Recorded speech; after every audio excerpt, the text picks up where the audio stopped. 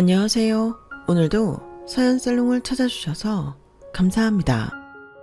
저는 이제 50대 중반의 여자입니다.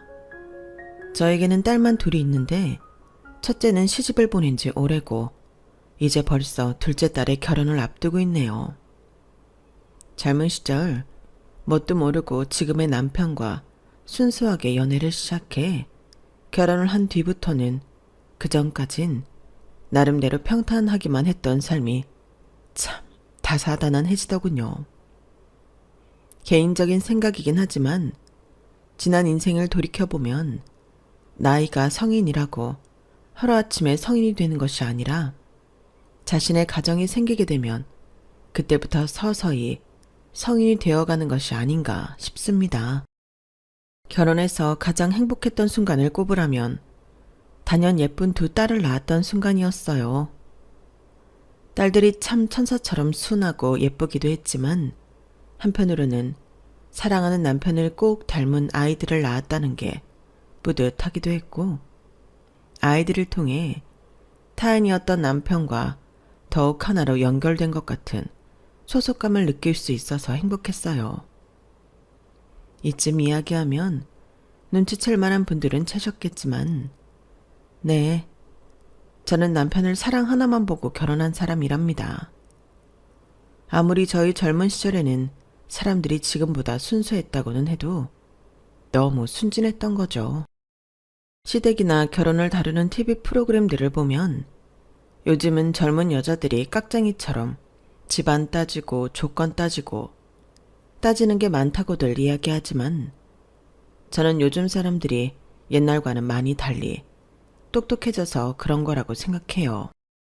저도 요즘 사람들 같은 가치관을 가지고 옛날로 돌아가라고 하면 지금의 남편을 선뜻 선택할 수 있을지 자신은 없지만 그래도 이번 생은 남편을 만나 뜨겁게 사랑할 수 있어서 후회 없다는 생각이 드네요. 남편이 아니었다면 평생 겪어본 일도 없었던 감정을 많이 겪으며 살았으니까요. 남편과는 대학생 때 종종 친구들의 견우로 나갔던 미팅에서 처음 만났어요. 그날 흐름상 남편과 커플이 되지 못했지만 사실 저는 남편에게 첫눈에 반했고 남편과 커플이 되고 싶었지만 어쩌다 보니 마음대로 되지는 않았네요. 그런데 다행히 남편도 상대보다는 저에게 관심이 있었고 그렇게 각자 커플이었던 사람들에게 양해를 구하고 저희는 본격적으로 만나게 됐어요.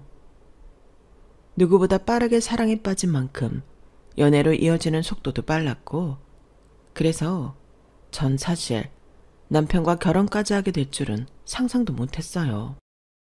이렇게 불타오르는 감정은 처음이었고 주변에선 다들 그런 사랑은 빨리 타오른 만큼 빨리 꺼진다고들 하더라고요.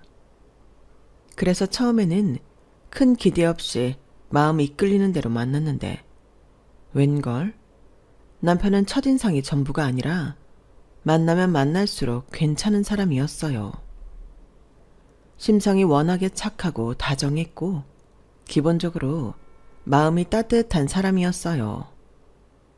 사실 이런 게 별것 아닌 것처럼 보일 수 있지만 살아보면 생각보다 이런 사람이 많지 않잖아요. 저에게 좋은 일이 있든 나쁜 일이 있든 항상 예쁜 말로 저를 응원하고 위로해주는 사람이라 함께하는 일상이 안정적이고 행복했어요. 그렇게 남편과 보내는 하루하루가 너무 좋다 보니 장기 연애로 이어졌고 둘 다 결혼할 나이가 되니 자연스럽게 혼담이 오가게 되었죠. 물론 연애를 오래 했기 때문에 각자 집안 환경에 대해서는 어느 정도 인지하고 있는 상태였어요. 남편은 위에 누나 하나, 형 하나 있는 집안의 막내였어요. 집안 형편은 그럭저럭 넉넉하게 사는 집이었지만 어머님께서 아들들에 대한 애착이 심한 편이었고 시누이도 어머님께 세뇌를 당해서인지 두 동생들에 대한 간섭이 좀 있는 편이었어요. 연애 때도 그걸 숨길 수가 없어서 가끔 예비 시누이가 선을 넘는 짓을 했던 적도 있었어요. 예를 들면 제가 남편과 사귄 지 1년이 좀 넘어갈 때쯤 남편과 데이트하러 나간 약속 장소에 남편이 처음 보는 여자와 함께 있더라고요. 저를 만나기로 한 장소에서 다른 여자와 친근하게 웃고 있는 남편을 보고 있으니 순간 기분이 묘해서 어쩔 줄 몰라 하고 있는데 그 여자와 눈이 마주쳤어요. 그런데 그 여자가 갑자기 남편 손을 깍지 껴서 잡더라고요. 남편이 바람을 피우나? 아주 짧은 순간 그런 생각이 들었지만 아무리 생각해도 그럴 사람이 아니었어요. 머릿속으로는 남편을 믿는다고 해도 제 눈앞에 보이는 장면이 워낙 충격적인지라 마음이 쿵 하고 내려앉았고 몸이 얼어붙더라고요. 그런데 남편이 갑자기 여자를 밀치고 뒤를 돌아보더라고요. 아, 진짜? 누나, 이런 거 하지 말라니까. 윤선아, 왔어? 응, 오빠. 이분은 누구셔? 아, 우리 누나야, 친누나. 어머, 드디어 우리 막내 애인을 다 만나네. 한번 보여달라는데 죽어도 싫다고 해서. 얼굴이나 한번 볼까 하고 따라와 봤어. 너무 귀엽게 생겼다. 이제 누나 가. 얼굴 봤으니까 됐지? 가. 아, 왜? 좀만 더 이야기 나눠보고 싶은데. 나 같이 차 한 잔만 마시고 가도 될까? 내가 사줄게. 도대체 무슨 상황인지 이해는 안 가지만 저렇게 가기 싫다는 사람을 초면부터 내치기가 좀 못해서 어쩔 수 없이 고개를 끄덕였어요. 네, 그럼 차 한잔 해요. 다행히 그날은 데이트한다고 열심히 꾸미고 나간 날이라 망정이었지. 이렇게 예고도 없이 남자친구의 가족을 만나게 될 줄은 몰랐어서 너무 갑자기 긴장되고 마음이 불편하더라고요. 남편도 미안했는지 안절부절 못하는 느낌이었고요. 차라리 사람을 편하게 해주는 스타일이라도 됐으면 덜 했겠는데 예비 시누이는 그때도 사람을 꿰뚫어보려고 하는 듯이 저를 아주 빤히 쳐다봤어요. 그러면서 일일이 품평을 아끼지 않았죠.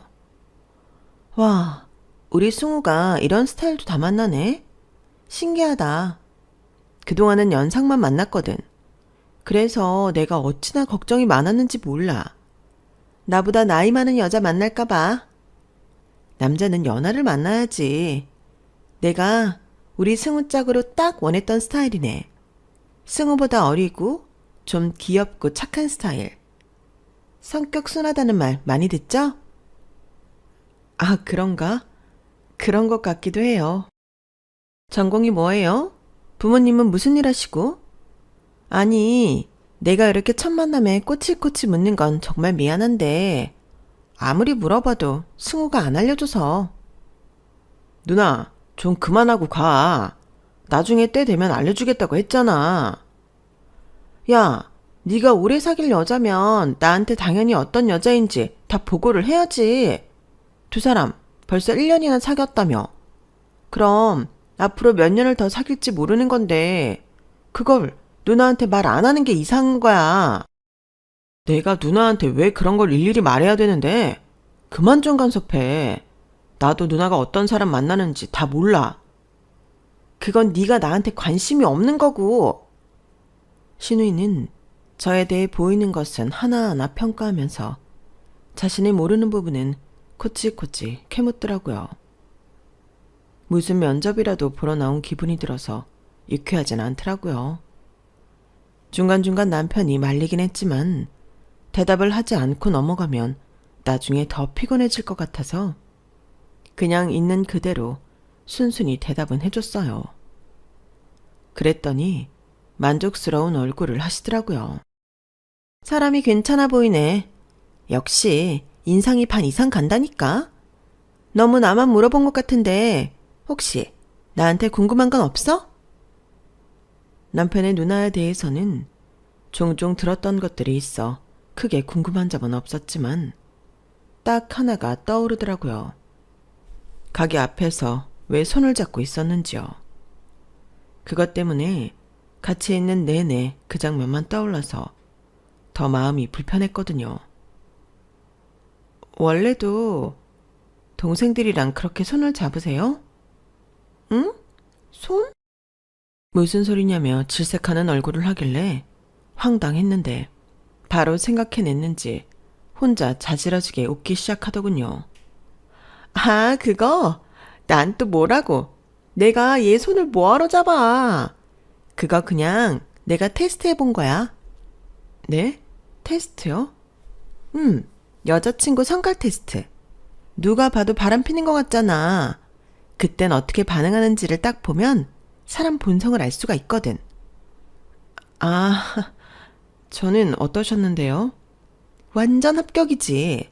어떻게 그렇게 거기 가만히 서서 상처받은 얼굴로 쳐다만 보고 있을 수 있어. 착해도 너무 착하고 순해도 너무 순하지. 속상했지. 놀래켜서 미안해. 그런데요, 그런 걸로 사람을 평가하기엔 아무리 착한 사람도 머리 끝까지 화가 날 만한 상황 아닌가요? 뭐, 그렇긴 하지. 나라면 보자마자 달려들어서 여자 머리채부터 잡아 뜯어놓긴 했을 거야. 그럼 불합격인 거잖아요. 아, 나는 그래도 내 동생이 이런 여자 만나면 안 되지. 나같이 성깔 있는 여자 만나지 말라고. 내가 이렇게 관심을 갖는 건데 우리 엄마가 아들 갖겠다고 얼마나 고생하신 줄 알아? 그렇게 고생해서 낳아놓은 아들들 이상한 여자한테 장가갔다 해봐. 우리 엄마가 제 명예 사시겠냐고. 그래서 그냥 간단하게 기분 나쁘지 않을 선에서 테스트 해본 거니까 너무 이상하게 생각하지 마. 평소엔 손 잡으라 해도 절대 안 잡아. 알겠지? 지금 생각해보면 신우의 말대로 제가 정말 착해도 너무 착하고 순해도 너무 순했던 것 같네요. 지금은 그때 일을 떠올리기만 해도 열받아서 손이 떨리거든요. 사람을 테스트해본다는 자체도 짜증나는데 해도 뭘 그런 식으로 하는지. 그날 돌아오는 길에 남편이 싹싹 빌며 미안해해서 그냥 넘어가긴 했지만 사실 그날 일로 인해 처음으로 남편과의 관계를 이대로 유지해도 되는 걸까? 고민이 들었어요. 옛날에는 대학을 졸업하면 여자들은 대부분 바로 결혼을 밟는 코스여서 저에게 남은 정년기 기한이 그리 길지도 않았던 터라 조금 두렵더라고요. 남편이 그동안 누나가 간섭이 많은 편이라고 미리 언질은 해줬어도 이렇게 뜯어 말리는데도 직접 약속 장소까지 찾아와서 저를 기어이 만나고 가는 친누나를 보고 나니 앞으로 잘 헤쳐나갈 수 있을지 갑자기 자신이 확 없어졌어요. 남편도 그걸 눈치를 챘는지 하루는 시무룩해져서 그런 말을 하더라고요. 윤선아, 혹시 우리 누나 때문에 나랑 결혼할 마음이 없어진 거면 솔직하게 이야기해줘. 나 이유도 모른 채로 너랑 멀어지고 싶지는 않아. 이유를 알아야 널 붙잡을 기회라도 있지. 늘 밝고 씩씩했던 남편이 처음으로 제 앞에서 저런 모습을 보이니 마음이 또 금방 약해지더라고요.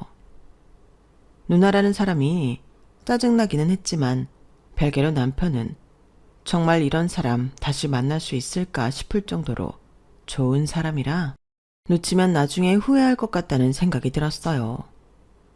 그래서 누나에 관한 건 잠시 접어두기로 하고 만났죠. 그렇게 시간이 지나고 결혼 이야기가 나왔을 땐 전 당연히 남편의 누나부터 생각이 났어요. 남편도 마찬가지였는지 저한테 마지막으로 묻더라고요. 나랑 결혼하는 거 정말 괜찮은 거 맞지? 안 괜찮더라도 내가 꼭 괜찮게 해줄게, 윤선아. 오빠가 괜찮게 해준다면 괜찮은 거겠지. 알지? 나 오빠만 보고 결혼하는 거야. 알지. 정말 고마워. 내가 대단하게는 못하더라도 꼭 너랑 행복하게 살 수 있게 만들 거야. 많이 사랑해, 윤선아. 그렇게 마음을 잘 추스리고 결혼을 하게 됐어요.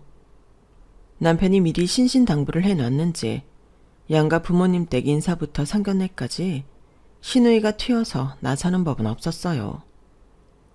덕분에 결혼 과정 자체는 순조롭게 진행이 되었고 생각보다 이 결혼이 나쁘지 않을 것 같다는 생각까지 들더라고요.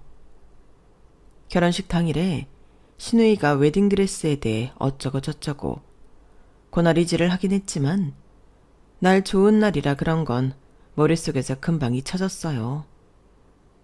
시누이 입장에서는 자신이 기분 나쁘게 했는데도 제가 태도가 변하지 않고 생글생글 잘 대하니 그게 마음에 들었던 모양인지 어느 순간부터 부쩍 저를 예뻐하는 것 같은 모습을 보이더라고요. 여보, 우리 누나가 아무래도 당신이 엄청 마음에 드는 모양이야. 지난번에 당신 잠깐 엄마 일 도와주러 나갔을 때 우리끼리 있는데 당신 칭찬 엄청 하더라. 어머, 정말? 뭐라고? 매사에 밝고 긍정적이라서 보기 좋다고. 뭐라고 해도 금방 잊어버리고 싹싹해서 마음에 든다나? 나 결혼 잘했대. 그래? 잘 됐네. 나도 사실 결혼하면서 우리 연애 때 생각이 가끔 나서 걱정 많이 했는데 어쩐지 요즘 약간 나를 대하시는 태도가 미묘하게 바뀐 것 같다는 생각을 했거든. 어쨌든 잘 됐네. 마음에 안 들어 하시면 다 같이 피곤해졌을 텐데. 그러니까 아니 사실은 우리 형네 형수님 있잖아. 우리 누나가 형수님을 좀 마음에 안 들어 하거든. 근데 당신도 알겠지만 우리 누나 성격이 보통이 아니라서 싫어하는 사람이랑 같이 있는 걸 진짜 못 견뎌. 당신이 들어온 지 얼마 안 돼서 티는 안 내려고 노력하고는 있는 것 같은데 당신 없을 때 분위기 진짜 살벌하거든. 형수님도 어쩔 줄 몰라 하고. 그랬구나.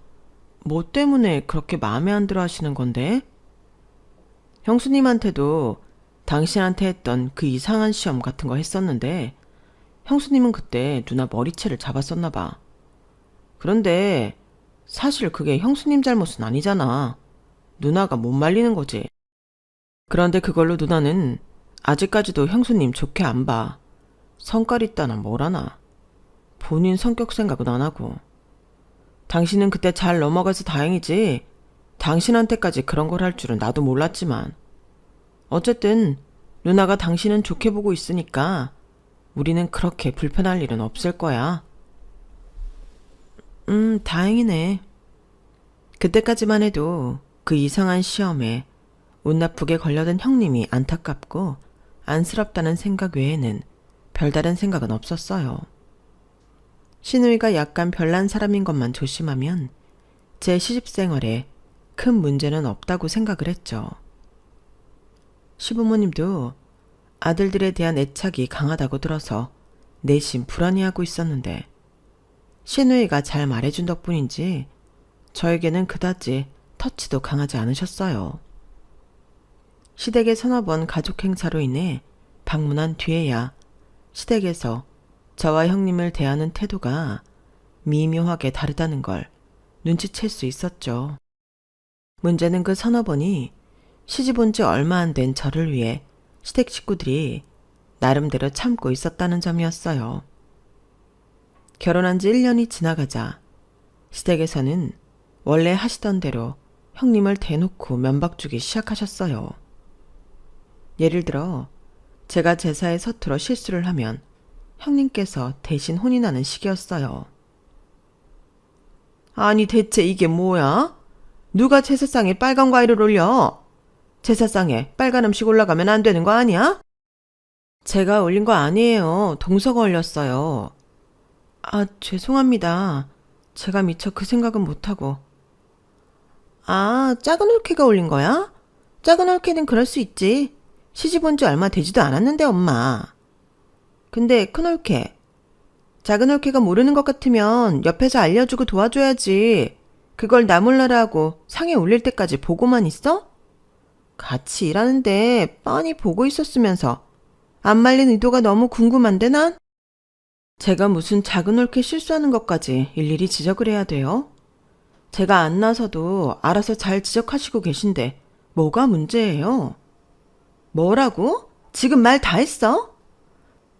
그만하세요. 제 잘못인데 저 때문에 형님들께서 감정 상하실 일은 없잖아요. 제가 다음부터 유의할게요. 그러니까 그만들 하세요. 참나.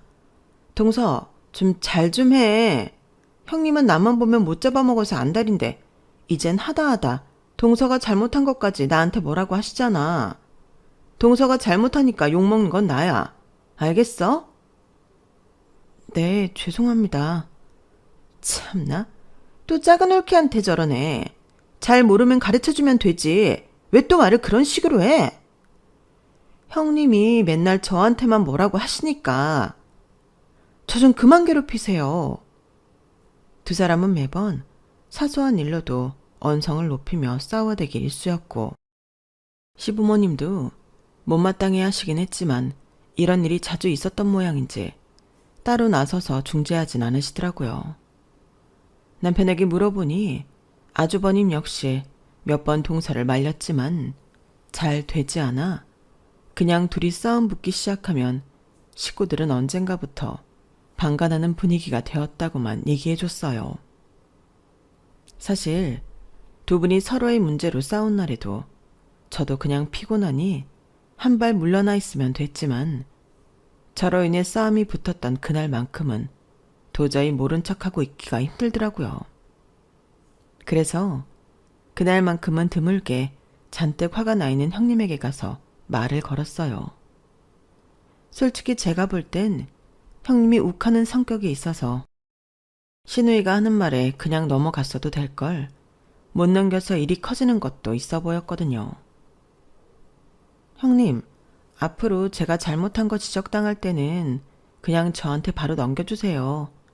괜히 거기서 화내시면 싸움만 커지고 형님도 기분 더 나빠지고 좋을 거 없으시잖아요. 아니 동서, 내가 진짜 억울해서 그래.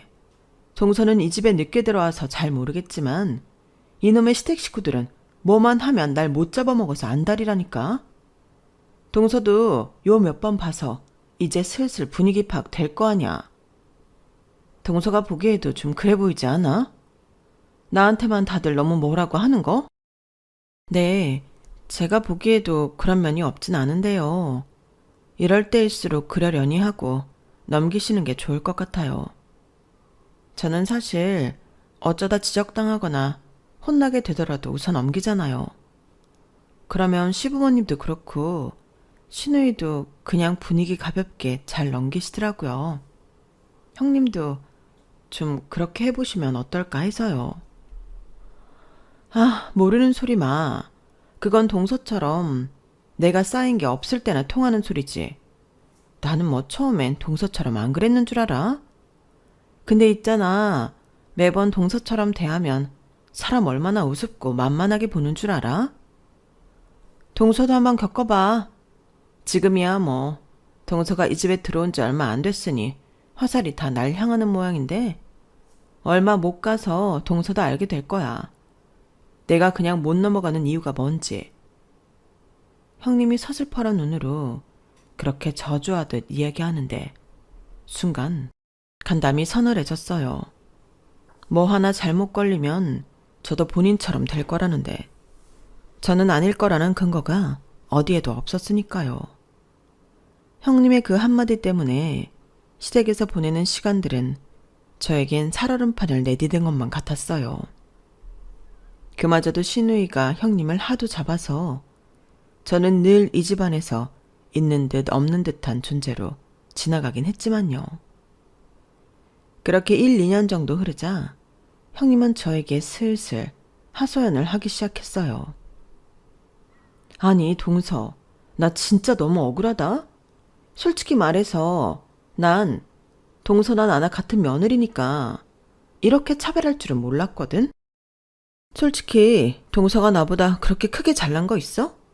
친정이 우리 집보다 잘 사는 것도 아니고 그렇다고 직업이 대단하길 하나. 대체 왜 나한테만 저러는 거야? 그쯤 되니 저도 시댁에서 함께 보고 지낸 세월이 쌓여 형님이 왜 저런 대접밖에 못 받는지 알 것 같았어요.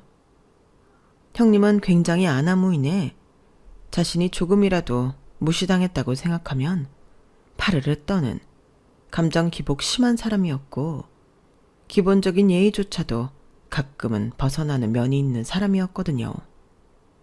시댁 입장에서 보면 저런 며느리는 좀 싫을 수 있겠다 싶더라고요. 저라도 제 아들이 저런 며느리를 데리고 온다면 뒷목을 잡고도 남을 테니까요. 어쨌든 아무것도 몰랐을 때는 형님께 충분한 위로와 공감을 해드릴 수 있었지만 시댁이 충분히 이해가 가는 상황에서 형님의 하소연을 들어주는 일이란 꽤나 고역이었어요. 저보다 나이라도 어린 손아래 동서라면 어떤 점이 문제가 될 수 있다고 말이라도 해줬겠는데 손이 동서인 것도 부담이었고 이미 신우이가 충분히 말을 해준 것 같은데도 받아들이지 않고 자신을 갈구는 것으로만 생각하니 전혀 발전이 없었거든요.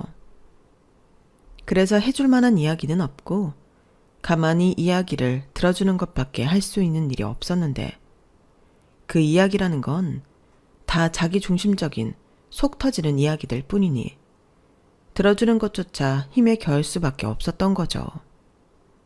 그래도 그 이야기라도 들어주는 쪽이 제 시댁 생활이 편안하게 유지될 수 있는 이유 중 하나였어요.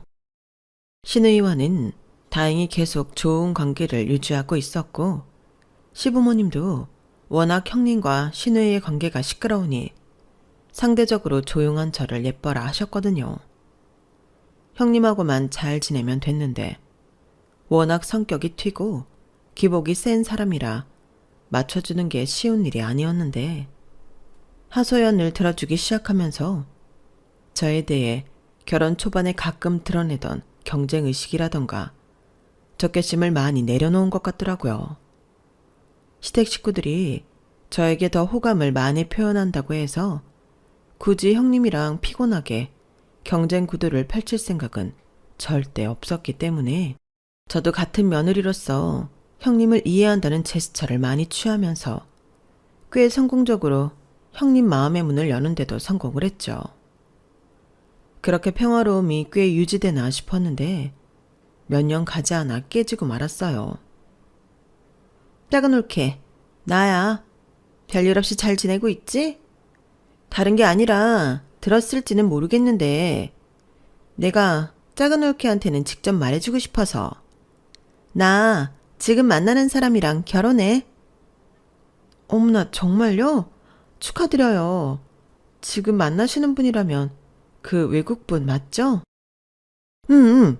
그래서 내가 결혼하면 남편 따라 미국으로 가서 살게 될 것 같아서 작은 올케한테는 왠지 미리 말을 해줘야 할 것 같아서. 네? 미국으로요? 정말요? 아무래도 미국으로 가게 되면 지금까지처럼 자주 보긴 힘들겠지? 나야 내 사랑 찾아 떠나는 거니까 괜찮지만 내가 없으면 작은 올케가 큰 올케한테 너무 치일까봐 마음에 남아서. 아니에요. 그런 걱정은 마세요. 형님 저한테 잘해주세요. 그래? 그렇다면 다행인데 그 인간이 본성이 착한 사람은 아니라서. 작은 올케 처음 시집왔을 때 큰 올케가 별것도 아닌 걸로 트집 잡아서 우리 엄마 아빠한테 얼마나 흉보고 이간질했는 줄 알아?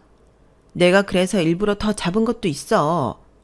작은 올케는 잘 몰랐겠지만 사실 안다고 좋을 것도 없으니까. 네? 그 얘기를 듣는데 순간 피가 거꾸로 솟더라고요. 듣기 싫은 얘기 다 받아줘가며 집안의 미운 오리 역할을 하고 있는 형님을 안쓰럽게 생각해왔던 지난 날들을 떠올리니 제 자신이 바보같이 이용당한 느낌이 들었어요. 제 표정을 본 신우이가 바로 제 감정을 읽었는지 바로 진정시켜주려고 하더군요. 그렇다고 너무 배신감 느끼지는 마.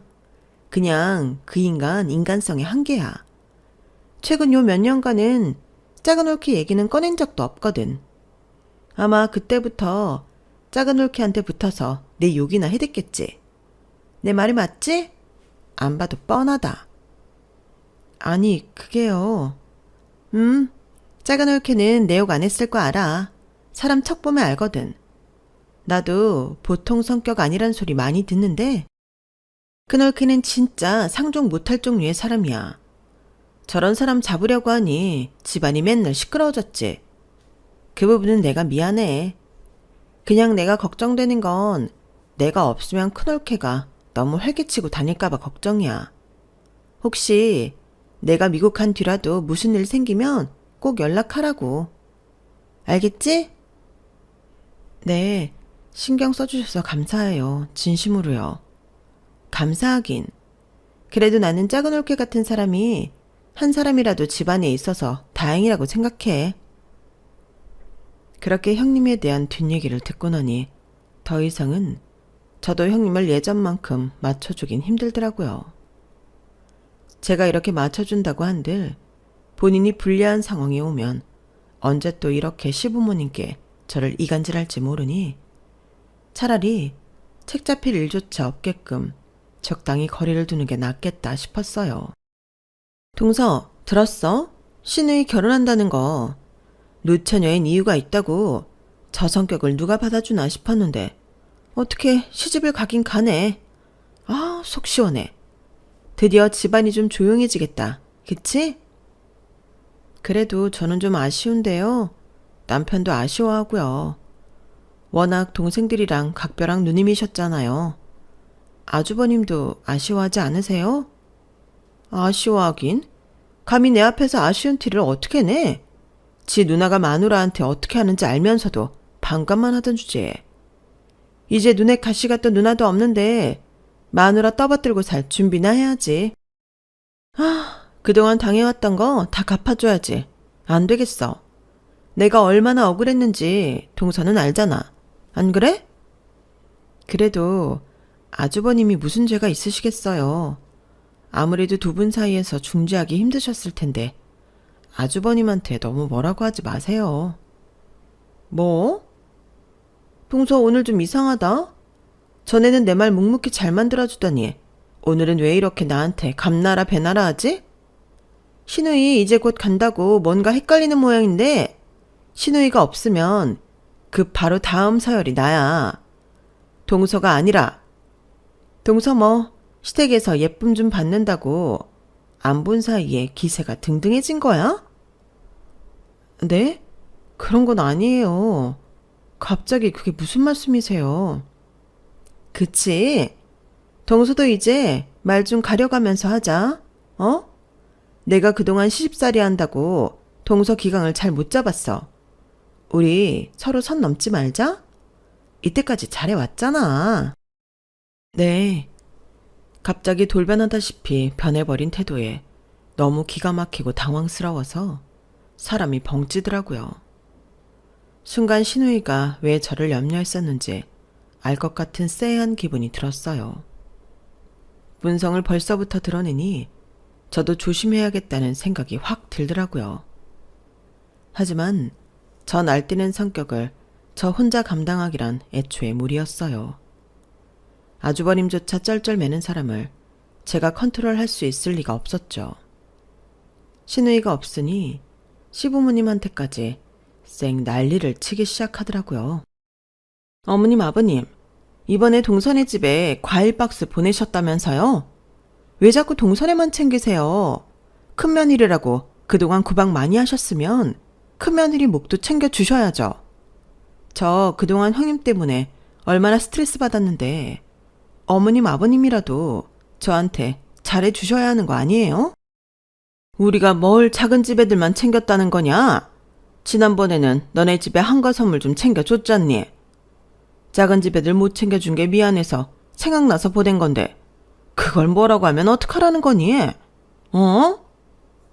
시부모님도 매번 형님에게 시달리는 일이 잦으니 점점 자연스럽게 저희 집을 챙겨주는 일도 줄어들었고 집안끼리의 교류 자체가 희미해지더라고요.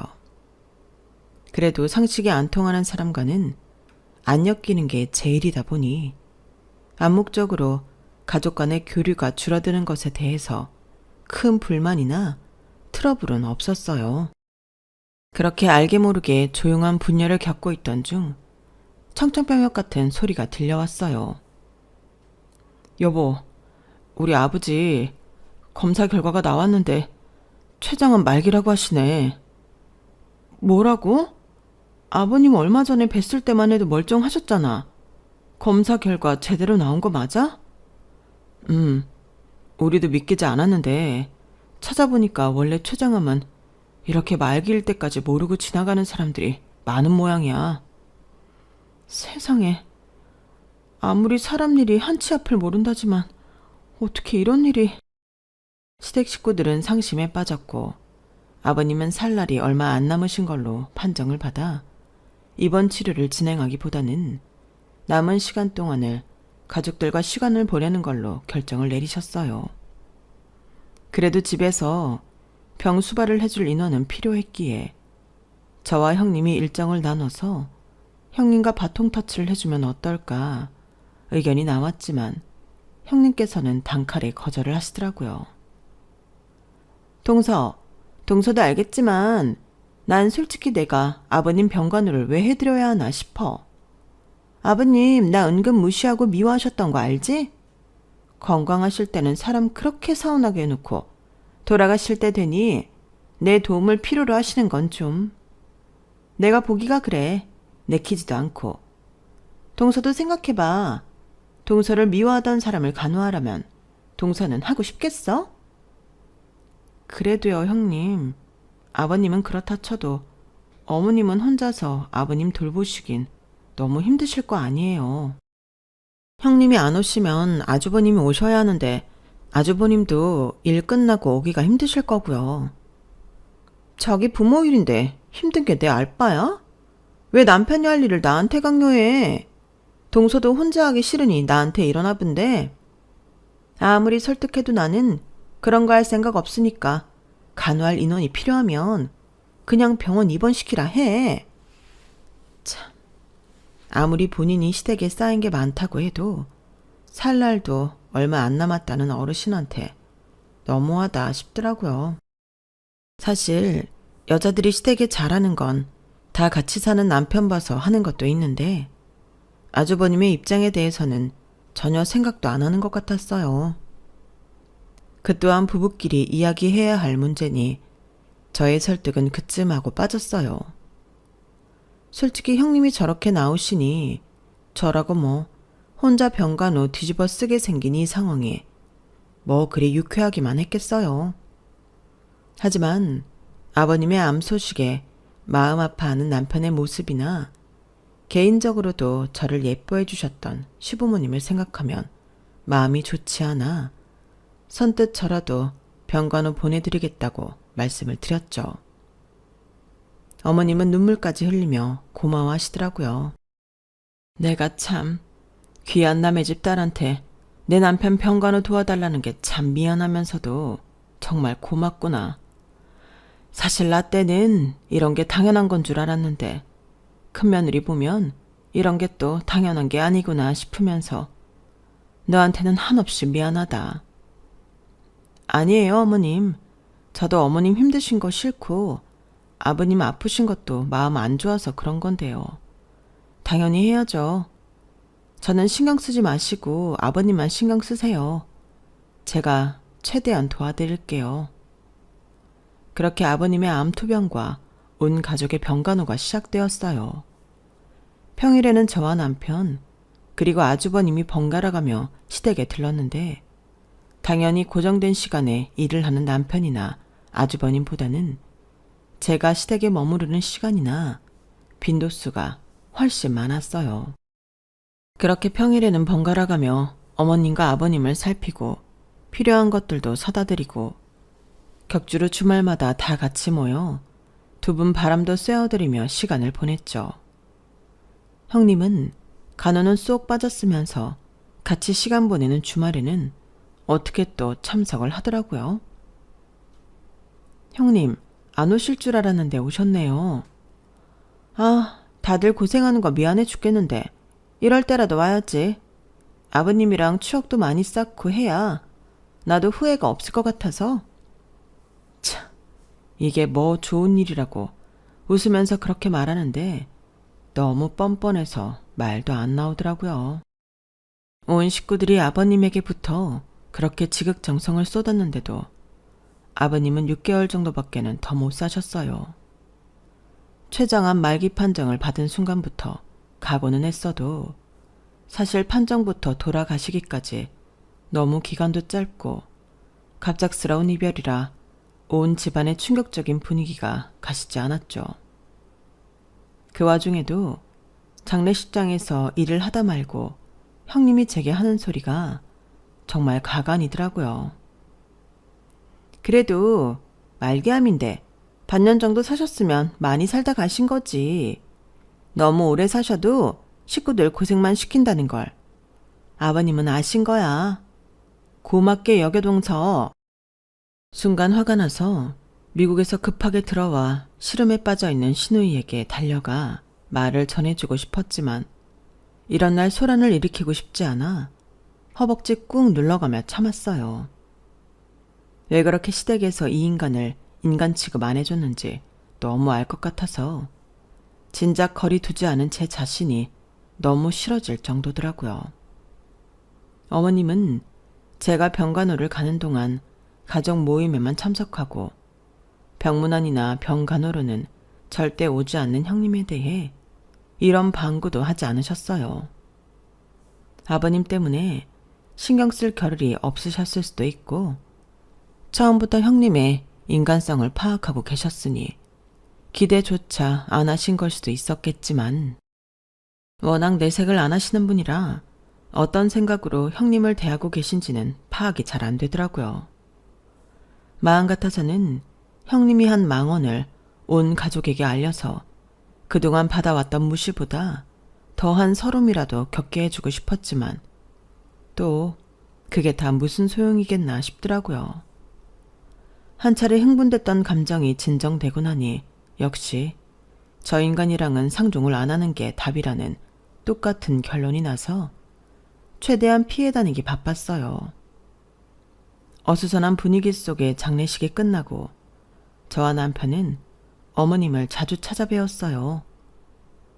두 분이 사시던 집에 혼자 남은 기분은 상상만 해도 외롭고 끔찍한 기분일 것 같아서 신경이 많이 쓰이더라고요. 아버님이 살아계셨을 때처럼 주말마다 시간을 내서 방문해서 식사라도 같이 하고 손주들도 보여드리고 하면서 어머님이 사별로 인한 우울감을 잠시라도 잊으실 수 있게끔 노력했어요. 남편도 제가 어머님을 많이 신경 쓰고 있다는 걸 알아서인지 고마워하더군요. 여보, 정말 고마워. 주변에 이야기 들어보면 정말 당신 같은 여자가 없는 것 같아. 당신이 이렇게 해준 만큼 나도 더 장인 장모님한테 잘해드리고 싶고 그래. 우리 누나도 예전엔 별나다고 생각했는데 지금 보니 사람 잘 보는 게 맞는 것 같네. 그렇게 위기를 겪으면서 남편과의 관계도 더욱 돈독해졌기에 몸은 힘들지만 마음만은 풍족하더라고요. 그렇게 1년쯤 지났을 때였을까요? 아버님의 기일날쯤 어머님이 중대하게 할 발표가 있으시다며 온 가족을 다 불러 모으셨어요. 남편이 이렇게 된 걸 보니 나도 언제 갈지 모르는 게 사람 인생이라는 생각이 들더구나. 그래서 얼마 없는 재산을 미리 나눠주려고 한다. 네? 재산이요?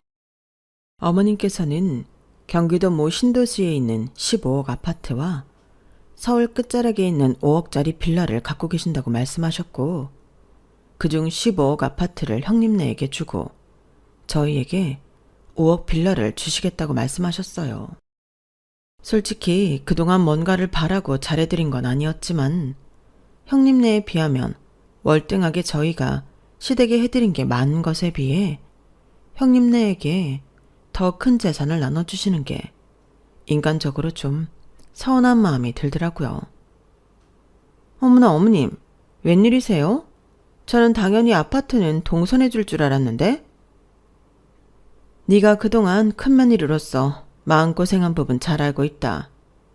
우리한테 서운한 감정 많이 쌓아둔 것도 잘 알고 있고 너도 그동안 네가 한 만큼은 보상 받아야 하지 않겠니? 어머, 제가 해드린 게 뭐 있다고. 고생은 우리 동서가 더 많이 한 것 같은데.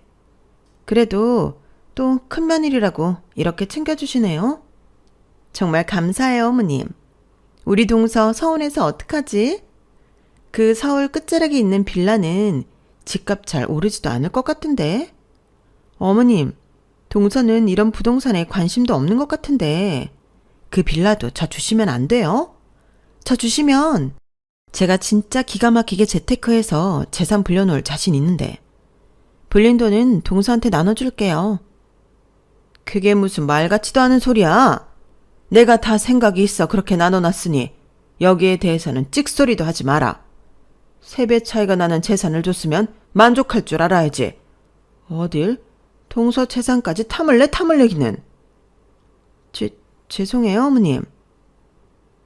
엄마, 그래도 이 사람이 그동안 아버지 간병도 하고 돌아가신 뒤에는 엄마 신경 쓰인다고 그렇게 찾아가서 잘해드렸는데 솔직히 이건 좀 아니지 않아요? 아무리 엄마가 생각이 있어서 형네 더 재산 증여하는 거라고 해도 저도 저지만 이 사람이 한 것도 많은데 좀 너무한 것 같아요. 남편도 내심 서운했는지 어머님께 한마디 했는데 어머님은 너무 무섭게도 크게 화를 내셨어요. 다들 조용히 해라. 내 재산 내 마음대로 나눠주겠다는데 왜 자식 새끼들이 일이 만들이 많아?